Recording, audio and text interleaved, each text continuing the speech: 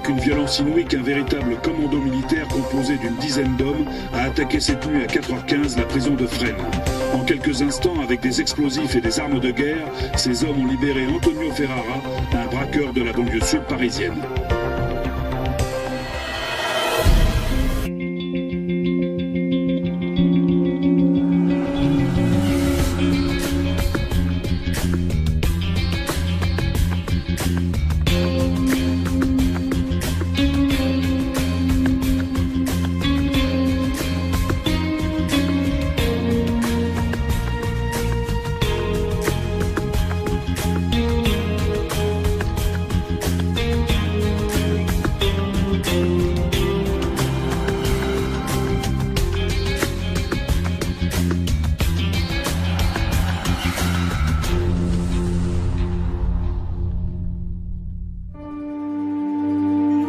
Capitale politique, économique, administrative et financière d'un pays centralisé, Paris a aussi été la capitale du crime, avec ses quartiers mythiques, les Halles, les grands boulevards, Bastille, les fortifs. Pourtant, à l'orée des années 70, le milieu parisien n'est plus à chercher du côté de Pigalle ou de Montmartre. Les mœurs ont changé. Fini les costumes croisés et les belles américaines. Le voyou affiche dorénavant cheveux longs et pattes d'éléphant. Et ces nouveaux QG sont à chercher de l'autre côté du périph', dans la banlieue populaire, pour ne pas dire pauvre, celle qui ceinture l'est de Paris et qui s'est développée dans les années d'après-guerre. Des bastions qui ont chacun leur spécialité. Au nord, Aubervilliers, alias Aubert, qui concentre garages et cases de voitures, peut se targuer d'être la plus grande concession d'automobiles volée de France. À l'est, les durs de Montreuil guettent la faute des collègues et raquettent le milieu. Tandis qu'au sud, à Ivry, Vitry et Villejuif, frangins et copains de quartier forment une solide confrérie de braqueurs, prête en cas de coup dur à s'entraider pour s'évader.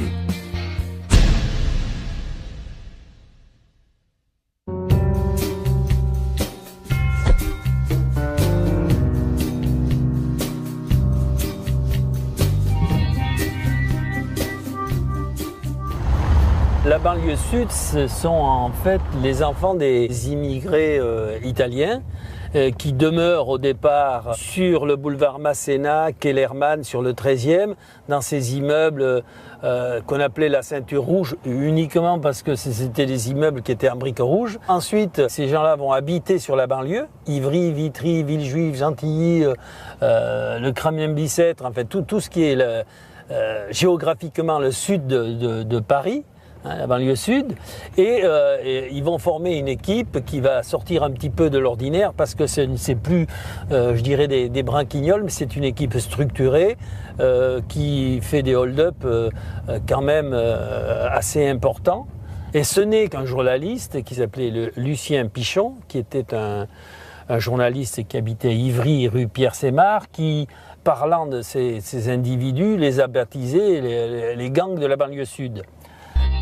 À la tête de cette équipe, Jean-Claude Vella, dit Petite Patte, et Marcel Gauthier.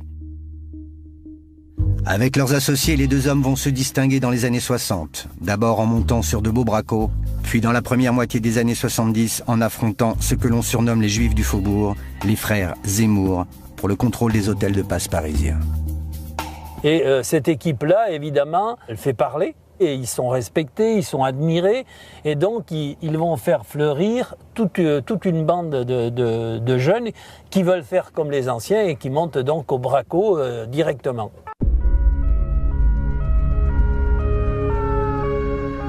Et ensuite, il y a eu énormément d'équipes qui ont pris ce label de gang de la banlieue sud, parce qu'ils étaient originaires du sud, ou la majorité originaire du sud.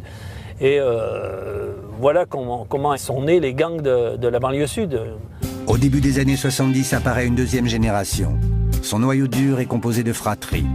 Les Cheval, les Lepage, les Horn, les Schmitt, les Dieudonné.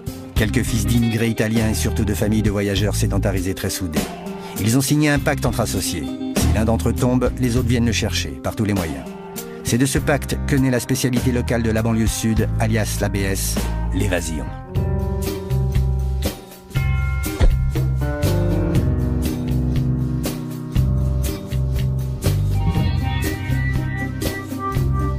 C'était le bâton de maréchal d'un flic de PJ, s'ils pouvaient se mettre ne serait-ce qu'au cul de mecs de la banlieue sud, parce que ils étaient réputés pour être de bons professionnels, de bons braqueurs purs, et avaient des principes qui consistaient à être des potes depuis quasiment l'enfance, donc des équipes très soudées.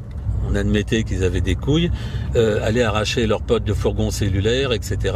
Quand c'était faisable, après, en prenant des risques eux-mêmes de se faire flinguer, tout ça générait une certaine admiration des flics et un désir évidemment de leur mettre la main dessus, parce que le gibier étant beau, comme tout chasseur, quand on ramène une biche plutôt qu'un lapin de Garenne, c'est quand même mieux. Enfin, la biche, c'est peut-être pas un sanglier, on va dire. Michel Lepage, un garçon d'Ivry, est le premier à se faire la belle en août 1977 lors d'une opération spectaculaire. On l'avait arrêté sur une série de hold-up et de cambriolages. Il est en prison à Fleury-Mérogis lorsque se produit un crime pendant une séance de cinéma. Un détenu est poignardé et Michel Lepage a envoyé une lettre au juge d'instruction. Il a déclaré qu'il était prêt à faire une déposition qui permettrait de résoudre ce crime. Donc le juge d'instruction l'a extrait de Fleury-Mérogis au palais de justice de Paris. Arrivé dans le cabinet du juge, il dit au juge non, j'ai réfléchi, j'ai plus rien à vous dire. Je ne vous dirai rien. Bon, et il réintègre à la prison. Il se passe un mois, il renvoie une lettre au juge en disant bon oui, la première fois je me suis rétracté, mais en définitive maintenant je suis fermement décidé à vous donner toutes les explications pour ce crime et vous diriger vers l'auteur. Donc le juge extrait pour la deuxième fois Michel Lepage dans un fourgon de gendarmerie, et lorsque le fourgon de gendarmerie arrive place d'Enfer Rochereau, une équipe de malfaiteurs braque le fourgon. L'attaque du fourgon cellulaire place d'Enfer Rochereau à Paris. La parole est maintenant à l'anti-gang Michel Lepage, le malfaiteur que 4 individus armés et masqués ont délivré durant son transfert entre le palais de justice d'Évry et la prison de la Santé, hier soir vers 18h, n'est pas un inconnu pour les hommes des commissaires Broussard et Leclerc. C'est en effet la brigade anti-gang qui l'avait arrêté en 1975 après une série d'agressions et de hold-up. Michel Lepage a 32 ans, il est dangereux. En prison, il a poignardé un de ses co-détenus. Les policiers se demandent dans quel but le milieu a pris autant de risques pour le faire évader. Pourquoi avait-il une première fois refusé de parler au juge? C'est parce qu'il avait combiné avec la deuxième équipe de la banlieue sud pour le faire évader. Et à la première extraction, l'équipe n'est pas prête. Donc quand il arrive place d'Enfer Rochereau, il s'aperçoit que personne n'opère, il arrive chez le juge, il dit non, je ne veux pas parler. Et la deuxième fois, l'équipe était prête et ils font évader Michel Lepage. Voilà. Lepage est dans la nature et l'affaire survenue en plein mois d'août fait les gros titres. La PJ est sur les dents et Christian Noté va bénéficier d'un tuyau de première main durant l'hiver 78. Et il y avait un jeune braqueur qui, je ne sais pas pourquoi, avait décidé de me tuer. Il avait même envoyé une lettre disant que je commençais à les enquiquiner et qu'il fallait donc me supprimer. Donc je l'ai fait contacter et je lui ai dit que je voulais lui parler.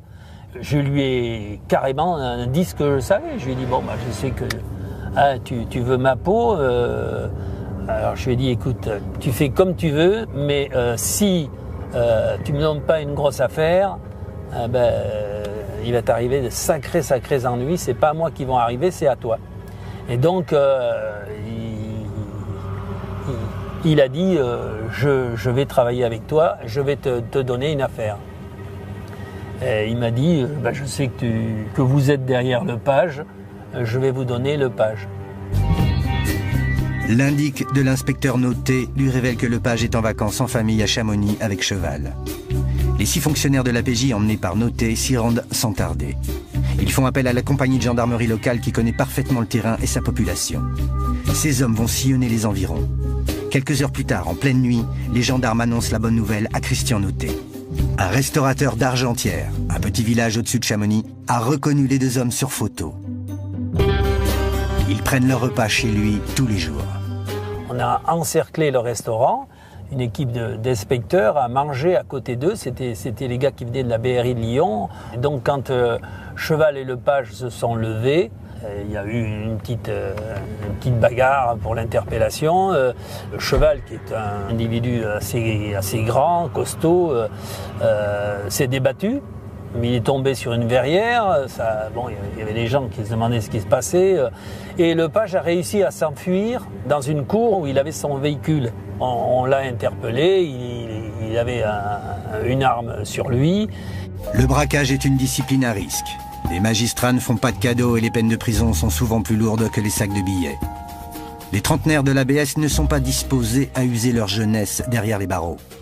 En février 1981, l'un d'eux, Daniel Beaumont, va participer avec un collègue parisien à une grande première pour les prisons françaises. Une belle par hélicoptère. Messieurs, bonsoir. Ce n'est pas du cinéma et pourtant cela a déjà été fait au cinéma. Une évasion de prison par hélicoptère. Une première à tout point de vue en France. L'hélicoptère piraté se dirige donc jusqu'à Fleury-Mérogis et va se poser dans l'enceinte du centre pénitentiaire vers 10h30. À ce moment-là, plusieurs détenus sont en train de disputer un match de football sur le terrain à l'intérieur de la prison. Aussitôt, 2 détenus courent vers l'hélicoptère et sautent dans l'appareil qui repart immédiatement. Les gardiens se trouvaient pendant ce temps dans les ailes du bâtiment autour du stade et n'ont pu intervenir. De toute façon, ils ne sont pas armés et autour de la prison, il n'y a pas de mirador. Un an plus tard, c'est le tour d'Émile Dieudonné, membre du noyau dur de l'ABS. Il va, comme Michel Lepage, bénéficier de la solidarité sudiste. Le 24 mars 1982, aidé de 2 complices, il s'échappe du palais de justice de Meaux. L'évasion au cours de son transfert d'un détenu, Émile Dieudonné. Lorsque les 2 gardiens et le prisonnier sont sortis, un véhicule estafette s'est rapproché d'eux doucement. 4 individus qui avaient le visage dissimulé sous des cagoules et qui étaient armés ont surgi du véhicule. Alors l'un des gardiens a été immédiatement matraqué. Et avec une paire de cisailles, ils ont coupé la chaîne qui reliait les menottes, ils ont fait monter le prisonnier dans le véhicule estafette et ils sont partis. Il aura moins de chance en février 1990. 13h55, la promenade s'achève dans la cour de la prison lorsque surgit soudain l'hélicoptère. Jet d'un filet métallique avec un trapèze au bout, 2 dangereux détenus s'accrochent, mais la tentative va échouer. Il a voulu repartir trop vite, donc il s'est pris dans nos propres filets de sécurité. Et les détenus sont tombés, je pense, d'une quinzaine de mètres de hauteur. Il y en a un qui est mort sur le coup. Il s'agit d'Émile Dieudonné, 38 ans, l'un des chefs du gang de la banlieue sud. C'est lui que des complices sont venus chercher. 2 ans après la belle mortelle de Dieudonné, c'est Michel Lepage qui remet ça. Cette fois, c'est à la maison d'arrêt de Bois d'Arcy, où il est incarcéré, que ça se passe.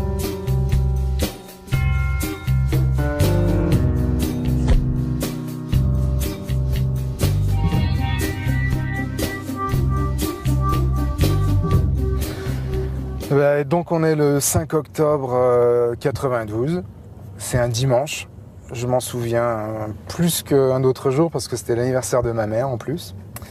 Donc on avait 2 promenades par jour. Les cours de promenade à Bois d'Arcy, c'est grand, c'est plus petit qu'un terrain de foot, on va dire la moitié d'un terrain de foot, c'est rectangulaire, donc on tourne comme ça pendant 1h30, donc on descend à 8h30. Donc je descends avec Kader et ce jour-là il faisait beau et froid, donc un beau ciel bleu. Et Kader c'est un amoureux des rues de Paris comme moi et on commence à faire nos tours de promenade et puis il me dit regarde là, on est dans le Marais, on est rue Rambuteau, on se prend la rue des Francs-Bourgeois et on va se prendre un brunch place des Vosges. Il regarde le ciel et là il ouvre les yeux et là l'hélico au-dessus de la tête. On ne l'a pas vu venir. Le pilote monte donc à bord de cet hélico avec son client. L'homme sort alors une arme et lui ordonne de se rendre à la prison de Bois d'Arcy. Il connaît son affaire puisqu'il coupe tous les dispositifs radio permettant de donner l'alerte. Les pales qui tournent, il y a un bruit pas possible. Là, il y a Kader qui me prend par le bras, il me tire, il me dit « Putain, mets-toi contre le mur, c'est un arrachage à tous les coups ».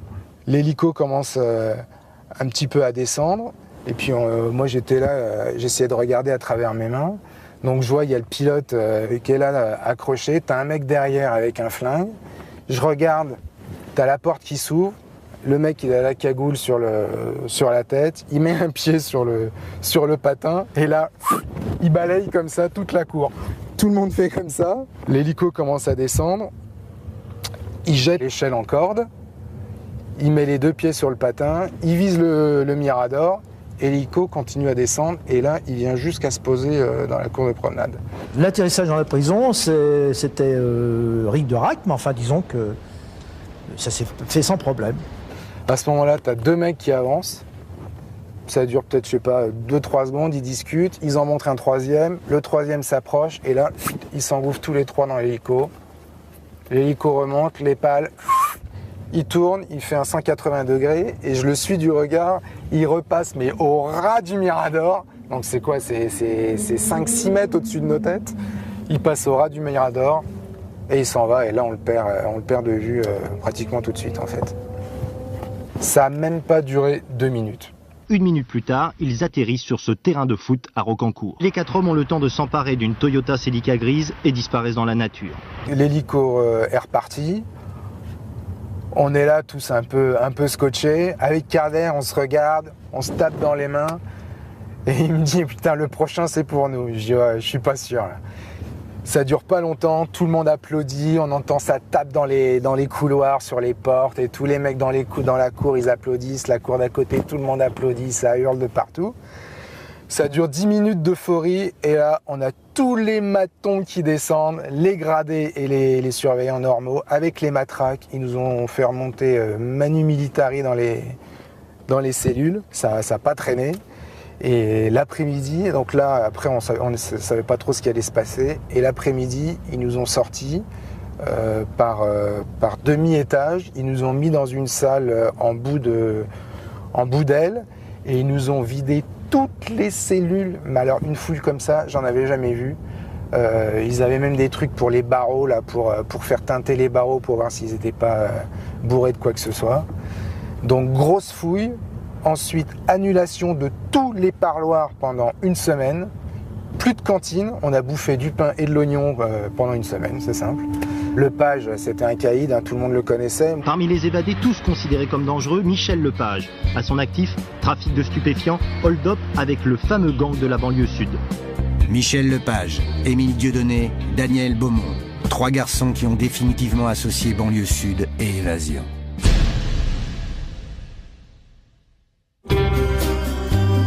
Dans la banlieue nord, on a le nez sous le capot, les mains dans le cambouis. À Aubervilliers, les nombreux ferrailleurs, carrossiers et autres mécanos ont suscité des vocations chez les malfrats du coin, au point de faire du trafic d'automobiles leur grande spécialité. De 1970 à la fin des années 80, la ville va voir passer des centaines de voitures bougées, comme on dit chez les voyous.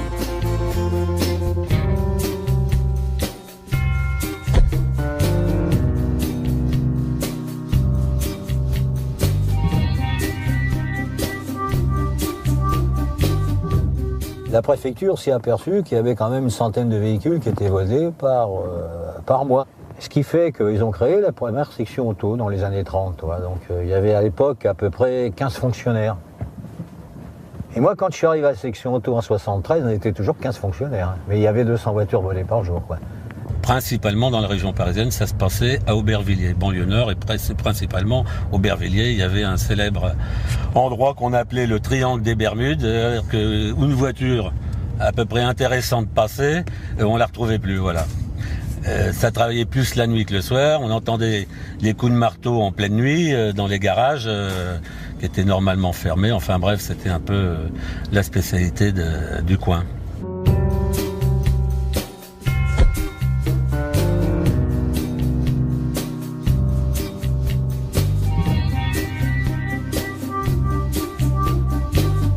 Je me suis fait arrêter quand il a vu ma carte d'identité. Il dit, ah, Aubervilliers, 40 000 habitants, 40 000 clients. Il faut se dire que la voiture, c'est le vecteur de tous les délits. Ça sert à tout. OK ? Donc tu voles une voiture pour aller au braquage, tu voles une voiture pour aller au casse, tu voles une voiture pour la revendre, tu voles une voiture pour l'utiliser, tu voles une voiture... ça sert à tout, une bagnole. Aubervilliers, il y avait beaucoup de ferrailleurs, des chiffonniers et beaucoup de bidonvilles aussi. Les bidonvilles, ils partaient à la place du périphérique, c'est ce qu'on appelait les fortifications. Là, il y avait les forts. Et là, tout le long jusqu'au canal d'Estaing, là-bas, là, le pont d'Estaing, là, c'était que des bidonvilles. Aubert, traditionnellement, c'était une banlieue ouvrière avec beaucoup de garages. spécialiste de l'automobile, évidemment. Donc, bon, déjà, il y avait l'endroit où il pouvait travailler les voitures, il y avait des box, il y avait toute l'infrastructure. Et il y avait la main-d'œuvre présente qui était des mécanos ou patrons ou ouvriers qui faisaient ça parallèlement à leur métier de mécano ou alors qui s'étaient carrément mis dans l'organisation pour ne faire que ça, et ce qui était quand même beaucoup plus rémunérateur qu'une paye de mécanicien. La spécialité se développe au début des années 70, lorsque les loulous, nés dans les années d'après-guerre, auront fait leur classe dans les bandes de quartier. Ça, c'est la première tour qui a été construite. Avant, ça, c'était un terrain vague. Et là, normalement, il y avait une bande qui se réunissait, qu'on appelait la bande de l'impasse Bordier. Elle se réunissait là, exactement ici. Toi, ils étaient toute une bande assis sur toi, la maternelle, là, la grille verte. Tout le monde était assis là. C'est ça, l'impasse Bordier. Et de l'impasse Bordier, il y a pas mal de gens qui sont... Il y en a qui sont mis à travailler, puis il y en a d'autres qui ont pris un autre chemin. La bande de l'impasse Bordier, la bande des 800, celle des 4 chemins. De ces 3 bandes sortent une trentaine de garçons destinés à faire carrière dans la voyoucratie. Dans toute la gamme délinquante, bien sûr, mais pour la plupart dans le vol de voitures. Il y a des soirs, une équipe de 2, ça tournait par 2, admettons, ça pouvait ramener 5 voitures dans la nuit. Et des équipes, il y en avait 10, peut-être plus. Mais il faut dire que c'était des professionnels, hein. Ils ne mettaient pas 4 ans à prendre une voiture. Il faut dire que c'était beaucoup plus facile que maintenant. Hein. Ils avaient tout ce qu'il fallait, ils faisaient les clés sur place. Une fois que la voiture était faite, elle était déplacée. Et après, ils remontaient ça sur le matin au box, replaqué, et puis après, c'était mis dans un box. Il y a ceux qui allaient chercher les voitures, ceux qui allaient en préfecture chercher les cartes grises. Et après, les voitures étaient vendues. Tu vendais la voiture avec une vraie carte grise. C'était ça le machin. La carte grise, elle était vraie. Donc vas-y, toi, ça y est. Toute une chaîne de compétences se met en place pour fournir des voitures à une cadence industrielle. À l'époque, c'était comme une petite entreprise. Il y avait un côté entreprise artisanale, mais qui était très rémunératrice, presque autant que la CAM, avec 10 fois moins de risques au niveau pénal. Il y avait des figures qui faisaient partie du grand banditisme et qui étaient à la tête de certaines équipes. Parmi les gros pontes, entre autres choses, hein, parce qu'il y avait du proxénétisme également derrière tout ça, parallèlement à ça. Entre autres choses, il y avait un célèbre personnage qu'on appelait le préfet. Le préfet parce que il était tellement dans le trafic automobile, on se plaisait à dire qu'il immatriculait autant de voitures que la préfecture de Seine-Saint-Denis. C'est un surnom qui lui est resté, le préfet. C'était une corporation, mais avec plusieurs équipes bien constituées. Ils avaient à peu près tous le même modus operandi. Fini les traditionnels saucissons ou merguez qui consistent à dégoter dans une casse une épave de même modèle que la voiture volée pour récupérer sa carte grise et en refrapper les numéros. Les gars d'Aubert travaillent désormais au faux PV des mines, une combine qui permet d'obtenir une vraie carte grise. Cette trouvaille va faire leur fortune. Alors il y a un mec qui était pas trop con, qui a trouvé une astuce. Il travaillait pour un concessionnaire d'une grande marque. Et c'était lui qui allait en préfecture pour faire les immatriculations. Tu vois, quand l'acheteur avait un véhicule neuf, on lui proposait d'aller en carte grise. Donc, il s'est aperçu que c'était beaucoup plus facile, c'était de faire il fallait faire un faux procès verbal de mine. Putain, mais alors qu'est-ce qu'il nous fait celui-là là ?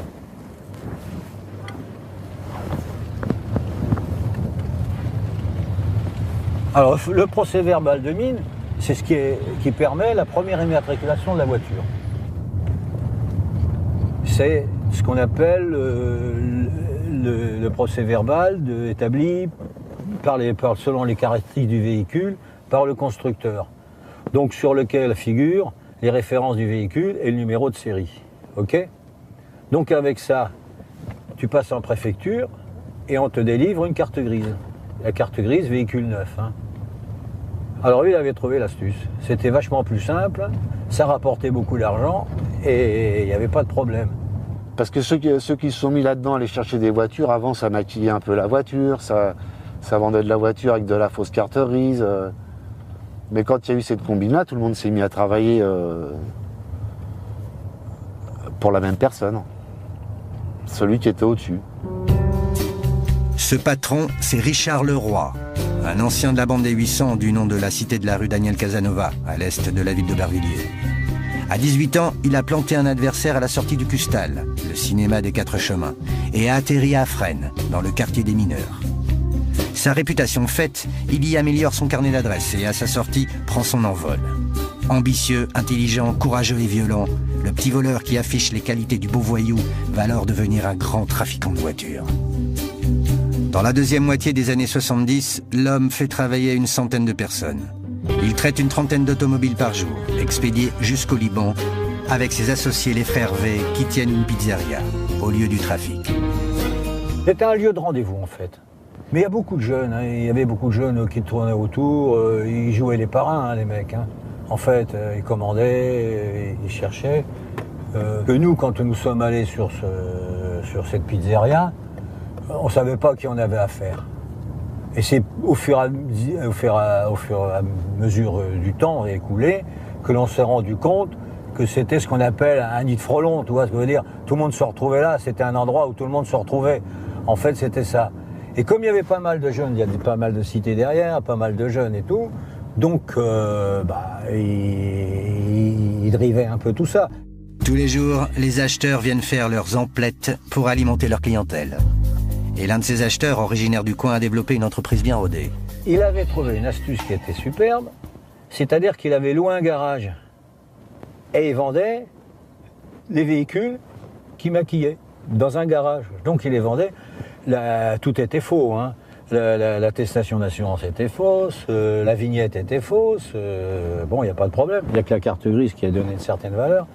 Et il vendait un véhicule et comme un garagiste. Donc ça donnait confiance et tout le monde achetait. Enfin, il vendait des beaux véhicules avec peu de kilométrage, bien propre, bien net. Tout. Mais les bonnes affaires ne vont pas durer. En 1976, une guerre éclate. Elle va diviser le milieu parisien et être fatale à Richard Leroy. Le 27 juillet 1987, à 1h du matin, le pape des voitures volées est abattu à 2 pas de chez lui à Aulnay-sous-Bois, en Seine-Saint-Denis. Ces assassins ne lui survivront pas longtemps. En 1988, ils disparaissent enlevés par de faux policiers. Dans le milieu, on dit qu'ils ont été victimes de Claude Génova, dit le Gros, le caïd de Montreuil. C'est à Aubert et nulle part ailleurs que les multiples experts du trafic de voitures, du vol à la revente, sont inscrits au tableau d'honneur du grand banditisme.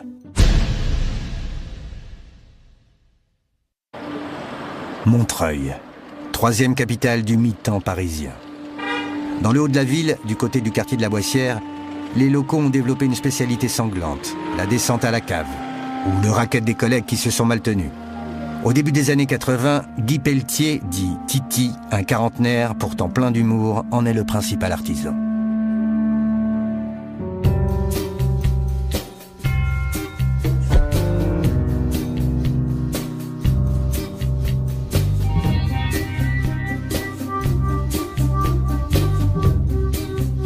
Titi Pelletier, il a été marginal même chez les voyous. Il était marrant, il avait beaucoup d'humour. Il avait un caractère assez spécial. Des histoires, par exemple, quand il est sorti de prison, il avait loué un box. Il en avait fait un appartement. Je crois que le mec, il le loue toujours sous forme d'appartement. Quand il était en guerre ou en cavale, comme il était très bien avec les gitans de Montreuil, il changeait de caravane toutes les nuits. Il a pris 2 fois du gros pognon. Il a toujours vécu sur le dos des autres. C'est-à-dire que la moto qu'il avait, on lui prêtait, la voiture qu'il avait, elle lui était prêtée. Il avait squatté une maison à Montreuil chez un ami gitan, et il lui a rendu après, mais il a squatté. Si Titi sait se glisser dans les failles, c'est d'abord un voleur de métier. Originaire de Drancy, orphelin de mère, il est passé par les maisons de correction avant d'être condamné en décembre 1964 à 7 ans de prison pour le casse d'une bijouterie. En 1978, après une nouvelle année derrière les barreaux, il rejoint les copains et s'installe à Montreuil. Entre-temps, il aurait participé à 2 belles affaires. Durant le week-end du 15 août 1976, un mois après le célèbre casse de Nice, il aurait fait la salle des coffres de la Société Générale de l'île Saint-Louis avec une équipe. L'agence de surveillance privée chargée de veiller sur la succursale de la Société Générale de l'île Saint-Louis plaide coupable. Ses dirigeants reconnaissent que leurs employés ont singulièrement manqué de flair et ont fait preuve de beaucoup de légèreté. 2 de ces surveillants, en effet, s'étaient rendus sur place durant le week-end parce qu'on leur avait signalé du bruit. Mais ils en avaient conclu que ces bruits provenaient d'un restaurant voisin et ils n'avaient pas prévenu la police comme ils doivent le faire en cas d'incident. La police, elle, ne dissimule pas son mécontentement. Sans cette bévue, les enquêteurs auraient peut-être coincé la bande. Les casseurs sont entrés par une porte située sur les quais, ont suivi le dédale des égouts, creusé un tunnel et vidé 191 coffres clients. Un an après, le 28 juillet 1977, c'est cette fois un camion transportant plus d'1,5 milliard d'anciens francs, soit approximativement 2 600 000 € en pièces de 10 francs qui attise les convoitises. Le bahut a chargé le container arrivant de Pessac en Gironde à la gare de Lyon. Ensuite, il a disparu. Jusqu'au 1er août, où il est retrouvé, abandonné et vide, rue Babeuf à Villejuif. Le fameux camion tirelire volé jeudi dernier à la sortie de la gare Paris-Lyon Marchandises vient d'être retrouvé, mais on avait déménagé les 17 tonnes de pièces de 10 francs qu'il transportait. Les policiers de la brigade de répression du banditisme ont constaté que les gangsters, avant d'abandonner le camion, l'avaient muni de faux numéros minéralogiques. Voilà donc tout ce qui reste du hold-up le plus lourd du siècle, un simple camion et un conteneur vidé de son précieux chargement. Tous les mecs qui ont participé au camion de pièces sont morts parce qu'ils ont fait une saloperie sans faire exprès, par connerie, quoi, comme beaucoup de voyous. C'est un mec qui baladait le camion, ça faisait aussi 1 milliard à peu près de pièces de 10 francs, qui est venu proposer, au-delà de Midlune, à Montreuil, l'affaire. Et Titi l'a pris paternellement, elle a dit ouais, on a tout pour faire, on est tout équipé, on fera en temps et en heure. L'autre a dit attendez, moi, dans 3 mois j'arrête. Alors l'autre est revenu 2 fois en disant quand est-ce que vous prenez le camion, parce que moi je vais pas. Puis un beau jour, le mec est arrivé au volant du camion. Il a dit c'était mon dernier jour. Alors ils ont bâché le camion comme ils ont pu avec des sacs de jus, des morceaux de poubelle, n'importe quoi. Ils n'avaient pas d'endroit où le mettre à ce moment-là, enfin c'était du bricolage complet. Et il y a quand même eu deux mecs gentils de Montreuil, des chauffeurs de poids lourds ou chauffeurs de je sais pas quoi, qui sont proposés, une fois qu'ils ont eu un endroit où le mettre, qui sont proposés d'amener le camion. Et les mecs ont commencé à faire du complot à la con, et ils ont tué les 2 mecs en disant comme ça ils parleront pas et tout. Et je crois que ce qu'ils ont fait, alors que les 2 mecs étaient gentils comme tout, j'aurais peut-être voulu une petite récompense ou un truc. Tous les mecs de ce camion, à part un seul, sont morts d'une mauvaise mort. La salle des coffres de l'île Saint-Louis, le camion de pièces de 10 francs, Titi en a-t-il croqué ou pas? On ne le saura sans doute jamais. En tout cas, plutôt que de monter sur les affaires, Titi Pelletier préfère laisser les autres les faire. Sa spécialité, c'est-à-dire que Titi Pelletier souffrait pas la supériorité d'un autre voyou. Donc à partir du moment où il y a un gars qui commençait à prendre son envol et à prendre des épaules, où il s'associe avec Titi et lui donnait un peu de ses revenus, ou alors il disparaissait, voilà. Selon la rumeur, les récalcitrants atterrissaient dans un pavillon de Montreuil où réjouissance fâcheuse rimait avec perceuse. Mais en 1986, Titi Pelletier, qui s'est fait des ennemis, va payer l'addition. De retour de cavale en Espagne, des associés lassés de cracher au bassinet vont lui tendre un piège. Pendant que je suis au placard, je lui devais encore 50 000 francs, équivalent de 7 000 €. Et ma femme a rendez-vous, je crois que c'est un lundi, jour de parloir, pour lui donner l'argent. Et je sais qu'il est raide. Et il est remonté d'Espagne avec une jeune fille, il n'est pas venu au rendez-vous le matin. Et quand ma femme est venue me dire au parloir, il n'est pas venu chercher ses 50 000 francs, j'ai dit c'est qu'il est mort.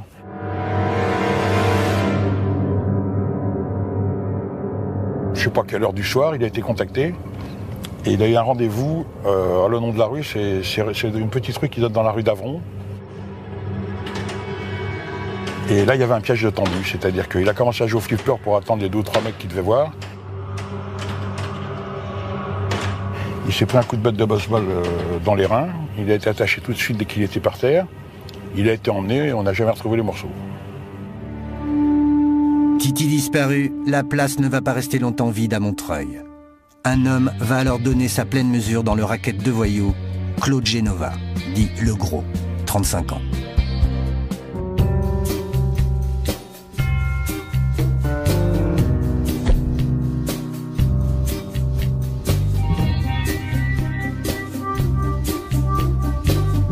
On habitait sur Paris, donc rue Diderot. Disons qu'on était 5 enfants. Avec un petit 3 pièces, ça faisait un peu léger, quoi. Donc, Ma mère a voulu avoir un peu plus grand, donc elle a trituré un peu mon père pour qu'ils achètent une maison un peu plus grande. Donc ils ont trouvé à Montreuil, quoi. Les Genova s'installent dans le quartier de la Boissière, aux confins de la ville de Montreuil, fief de nombreuses familles de Roms. Claude, âgé de 12 ans, rejoint les bancs de la communale du quartier.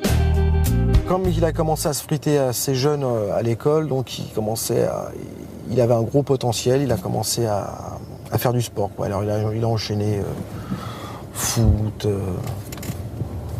athlétisme et tout, et puis il s'est plutôt orienté vers la lutte. Enfin, il aimait bien le sport de contact. À l'âge de 16 ans, champion de France de lutte en fait.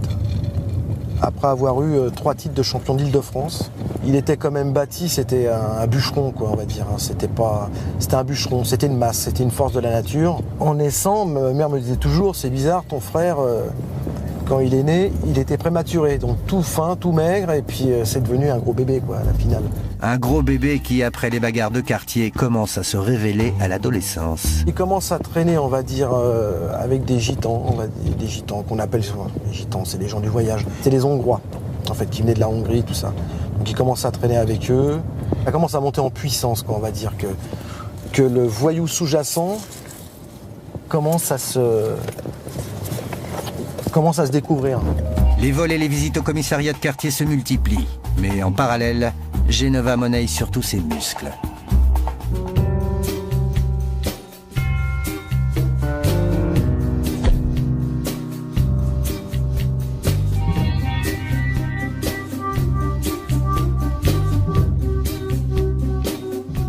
Claude Genova est recruté notamment pour préparer la campagne électorale de Giscard d'Estaing en 1974. Celui qui s'occupe de recruter, c'est Hubert Bassot, qui est le responsable du service d'ordre des Giscardiens.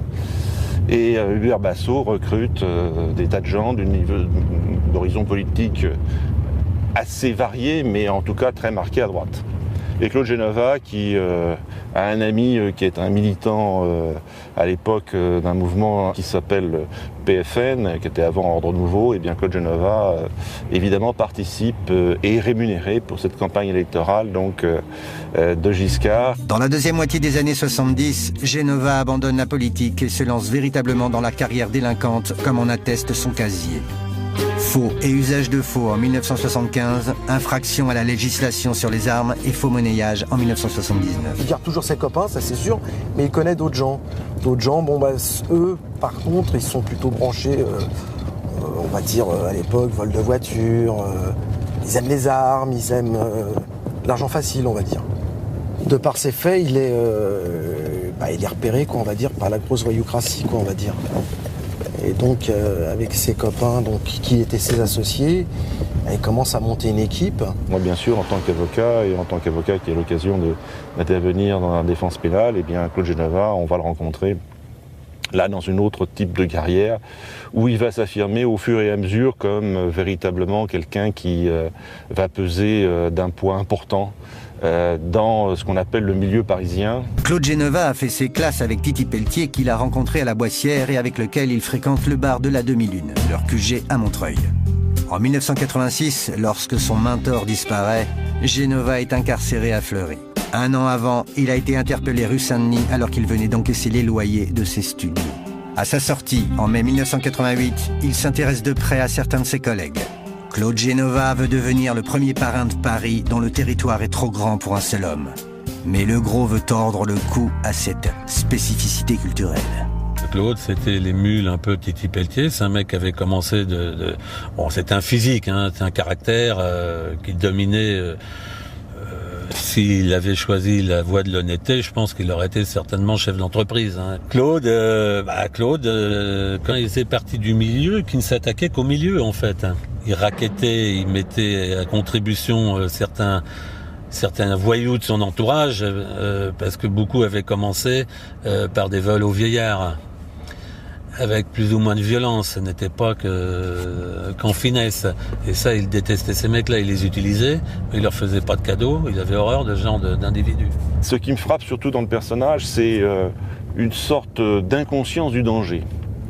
Et il a quand même, et c'est normal dans des activités délictuelles où les appétits sont parfois aiguisés, il se heurte à des oppositions, ou tout au moins, il y a des gens qui tout au moins le craignent et qui veulent peut-être prendre une part du gâteau, comme on dit. Eh bien, Genova, il est sûr de sa force. Il se promène, c'est vrai, dans une voiture blindée, c'est ce que l'on dit, c'est ce qui sera. Mais c'est quelqu'un, si vous voulez, qui n'a pas peur. Parce qu'il est doté d'un courage physique très important. C'est quelqu'un qui vraiment ne recule pas et qui ne pense pas même que les gens puissent véritablement s'opposer à lui. Violent, Genova l'est, mais pas avec n'importe qui. À l'image de ses modèles cinématographiques, Gabin et Ventura, le gros cultive l'image du voyou qui porte le code de l'honneur en bandoulière. Un jour, il y avait dans une boîte de banlieue, enfin de lointaine banlieue comme il y avait à l'époque, les grandes boîtes, il y avait un mec qui se vantait de le connaître à tout le monde. Il disait, moi, mon pote Claude Genova, machin. C'est un proxo qui devait avoir 4 ou 5 gonzesses, je pense, du côté de Vincennes. Et ça arrive aux oreilles de Claude, et Claude ci et Claude ça, ils s'en vantaient avec les filles, les autres voyous autour et machin. Et Claude apprend ça, alors le mec qui lui apprend, il dit, amène-moi là-bas, je voudrais voir ce mec, je connais pas, qu'est-ce que c'est que ce mec qui me connaît, moi je le connais pas, qui parle de moi, j'aime pas trop ça, machin, et il l'amène. Mais incognito, le mec était là, avec 3-4 filles qu'il avait, plus la table qui écoutait tout le temps. Et Claude, sans attirer l'attention, s'approche de lui, machin, on dit bonjour, il était un pote de Claude, il dit, oh Claude Genova, c'est un ami à moi. Là, il lui a mis une patate dans la gueule, il a mis une rouste devant tout le monde, et les 4 filles, il a dit, mesdames, vous êtes libres, vous ne travaillez plus pour lui. Il l'a chopé, il a dit, t'as compris, toi tu prends plus d'argent, tu prends plus rien, tu te barres, et mesdames, vous êtes libres. Vous ne travaillez plus pour lui, je ne veux plus savoir, je ne veux pas savoir que vous lui donnez un sou. Vous travaillez pour vous maintenant. Il t'a compris, toi, et l'autre, évidemment, a passé la main. Il aurait pu les prendre pour lui. Bon, il s'en est peut-être pris une pour la soirée, mais jamais il les a fait travailler. Impitoyable avec les voyous et côté assez sensible avec les personnes qui avaient besoin d'aide. Attention, je ne veux pas dire non plus que c'était un saint. Pour les voyous, le traitement est souvent radical. Pour leur faire cracher leurs économies mal gagnées, ils n'hésitent pas, dit-on, à travailler à la médiévale. Ça descendait à la cave, quoi. Ça remontait ou ça remontait pas. Tout dépend du degré de personne qu'il avait en face de lui. J'aurais pas aimé être dans une cave avec lui quand il t'avait embarqué au Faux Poulet, tu vois. En tant que voyou moi-même, tu vois, j'aurais pas aimé ça. Mais en tant que homme ordinaire, ne cherchant pas à me mêler à son milieu, mais en parlant juste, humainement parlant, sans trafic ni rien, je pense que c'était bien d'être son ami. Mais comme Titi avant lui, Genova va être victime de sa réputation. En 1994, une équipe de Montreuil, issue de la communauté des gens du voyage, en aurait eu marre d'être raquettée. Avec le soutien de beurres locaux, elle va mettre un terme brutal à la carrière du Gros, incarcéré depuis 1989 pour trafic de voitures.